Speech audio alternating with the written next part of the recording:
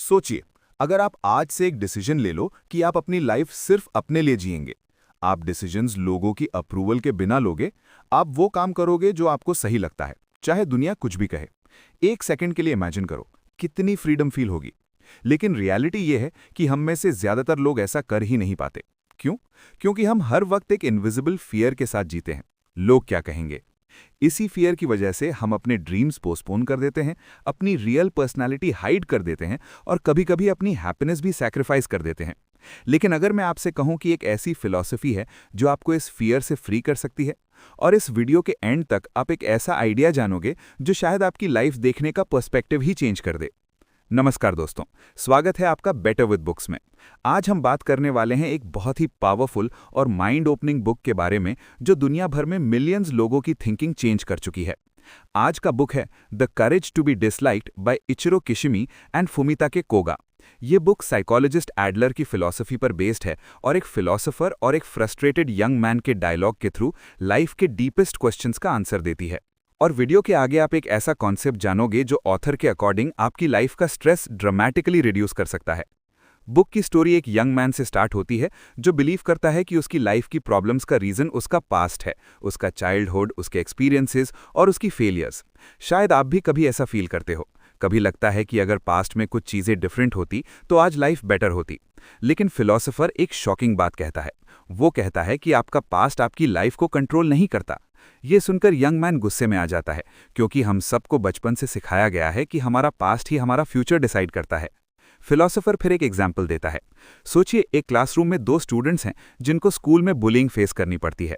एक student decide करता है कि वो लोगों से दूर रहेगा और लाइफ से डर कर जिएगा, जबकि दूसरा स्टूडेंट डिसाइड करता है कि वो स्ट्रांग बनेगा और लाइफ में कुछ बड़ा अचीव करेगा।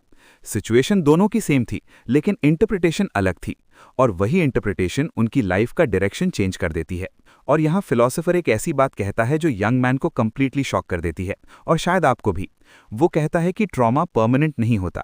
ये स्टेटमेंट थोड़ा कंट्रोवर्शियल लग सकता है, लेकिन फिलॉसफर एक्सप्लेन करता है कि ह्यूमंस अपने पास्ट को एक मीनिंग देते हैं और वही मीनिंग उनकी लाइफ को शेप करता है। यानी आप अपने पास्ट के प्रिजनर नहीं हो, आप अपनी लाइफ के क्रिएटर हो। अब फिलॉसफर एक और पावरफुल कॉन्सेप्ट इंट्रोड्यूस करता है, इंफीरियॉरिटी फीलिंग। एडलर के अकॉर्डिंग इंफीरियॉरिटी फील करना एक्चुअली नॉर्मल है। हर इंसान कभी ना कभी फील करता है कि वो दूसरों से कम है, लेकिन प्रॉब्लम तब होती है जब ये फीलिंग इंफीरियॉरिटी कॉम्प्लेक्स बन जाती है। एग्जाम्पल के लिए इमेजिन करो, कोई इंसान पब्लिक स्पीकिंग से डरता है। वो कह सकता है कि मैं पब्लिक स्पीकिंग में वीक हूं, इसलिए मुझे इंप्रूव करना चाहिए। लेकिन अगर वो कहता है कि मैं इंट्रोवर्ट हूं, इसलिए मैं कभी पब्लिक स्पीकिंग नहीं कर सकता, तो ये इंप्रूवमेंट नहीं बल्कि एक्सक्यूज बन जाता है। एडलर के अकॉर्डिंग इंफीरियॉरिटी कॉम्प्लेक्स अक्सर वीकनेस की वजह से नहीं, बल्कि सेल्फ प्रोटेक्शन के लिए बनाए गए एक्सक्यूजेस की वजह से होता है। और इंटरेस्टिंग बात यह है कि कभी कभी जो लोग बहुत ज़्यादा सुपीरियर बिहेव करते हैं वो एक्चुअली अंदर से इनसिक्योर होते हैं। इसे कहते हैं सुपीरियॉरिटी कॉम्प्लेक्स। जब कोई इंसान कॉन्स्टेंटली अपनी अचीवमेंट शो करता है, दूसरों को नीचा दिखाता है या हर वक्त प्रूव करने की कोशिश करता है कि वो बेटर है, तो अक्सर वो अपनी इनसिक्योरिटी को हाइड कर रहा होता है। फिलॉसफर फिर एक ऐसा आइडिया इंट्रोड्यूस करता है जो ह्यूमन रिलेशनशिप्स का सबसे इंपॉर्टेंट रूल माना जाता है, और अगर आप इस कॉन्सेप्ट को समझ गए तो आपकी लाइफ का बहुत सारा स्ट्रेस इंस्टेंटली कम हो सकता है। इस कॉन्सेप्ट को कहते हैं separation of tasks. Separation of tasks का मतलब है कि आपको समझना होगा कि कौन सा काम आपका है और कौन सा काम दूसरे लोगों का। एग्जाम्पल के लिए, आपका टास्क है ऑनेस्टली काम करना, लेकिन आपका बॉस आपको अप्रिशिएट करे या न करे वो बॉस का टास्क है। आपका टास्क है सिंसियरली पढ़ना, लेकिन टीचर क्या मार्क्स देता है वो टीचर का टास्क है। हमारी लाइफ का बहुत सारा स्ट्रेस इस वजह से होता है क्योंकि हम दूसरों के रिएक्शंस को कंट्रोल करने की कोशिश करते हैं, और जब हम दूसरों के रिएक्शंस को कंट्रोल करना चाहते हैं तब हम अपनी लाइफ दूसरों की एक्सपेक्टेशंस के अकॉर्डिंग जीने लगते हैं। यही अप्रूवल सीकिंग का ट्रैप है। फिलॉसफर एक और बोल्ड स्टेटमेंट देता है। वो कहता है कि अगर आप फ्रीडम चाहते हो तो आपको डिसलाइक होने की हिम्मत रखनी पड़ेगी, क्योंकि जब तक आप दूसरों को प्लीज करते रहोगे तब तक आप अपनी लाइफ नहीं जी रहे होगे। रियलिटी ये है कि दुनिया में कोई भी इंसान ऐसा नहीं है जिसे सब लोग पसंद करते हों। चाहे आप कितने भी अच्छे क्यों ना हो, कुछ लोग फिर भी आपको डिसलाइक करेंगे। और जब आप इस फैक्ट को एक्सेप्ट कर लेते हो तब आपकी लाइफ में एक नई फ्रीडम आ जाती है। बुक का एक और डीप आइडिया है प्रेजेंट मोमेंट में जीना। ऑथर कहता है कि ज्यादातर लोग पास्ट या फ्यूचर में जीते हैं।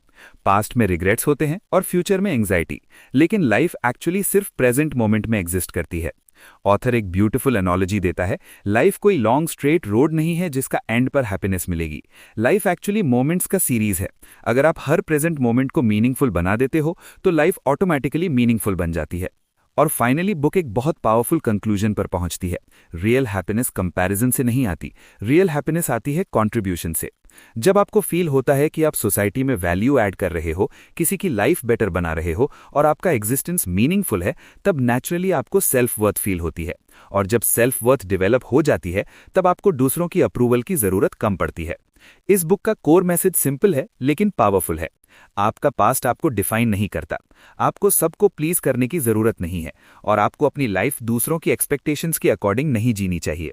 रियल फ्रीडम तब आती है जब आप एक्सेप्ट करते हो कि कुछ लोग आपको पसंद नहीं करेंगे और ये परफेक्टली ओके है। तो दोस्तों, ये थी the courage to be disliked की डिटेल समरी।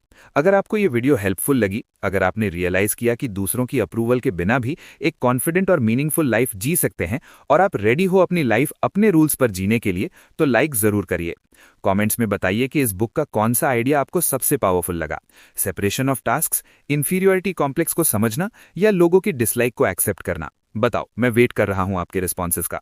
और चैनल को सब्सक्राइब करना मत भूलिए, क्योंकि बेटर विद बुक्स पर हम हर हफ्ते ऐसी लाइफ ट्रांसफॉर्मिंग बुक्स की डिटेल्ड समरीज लाते हैं जो आपकी प्रोडक्टिविटी, माइंडसेट, हैबिट्स, हेल्थ सब कुछ अपग्रेड कर सकती हैं।